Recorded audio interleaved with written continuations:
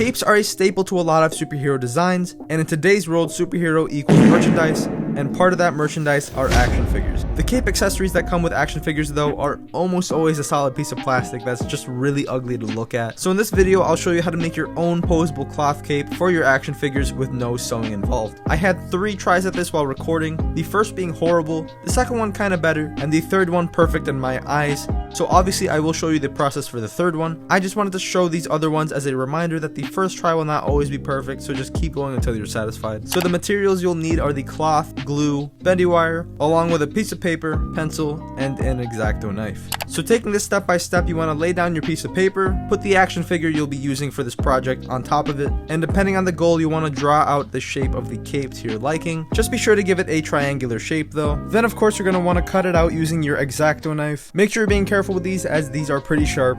So next you want to take the cloth of your choice and lay it out. Place the paper cape cut out on top and cut around it about an inch away from the actual outline of the paper like I'm doing here. Once you have the shape, take the bendy wire you have and cut 2 equal parts. There should be some space left over at the top and the bottom, a little bit shorter than the height of the cape, just like this. Now that you have those bendy wires, take your glue and attach them on each side, leaving some space from the edges. Once you gave it some time to dry, take the actual edges of the cape and fold it inwards to wrap around the wires. At least for me, the glue took forever to dry in my earlier renditions of the capes. It also bled through too much, so just make sure you're not using too much glue if you want a cleaner look. But once dried at the bottom, you should have these corners still flared out, and that's not what we want. So just like the sides, glue it and fold it inwards to further secure the wire and help the shape overall. And at the end of this process, you should have this part on top. Just like everything else, you want to glue and fold downwards this time to give it a flat shape. Once again, avoid using too much glue so it doesn't bleed through like this cape I had earlier. So your final product should look something like this. Obviously, once you're satisfied, you can glue it onto the figure. Just be careful it's exactly where you want it to go,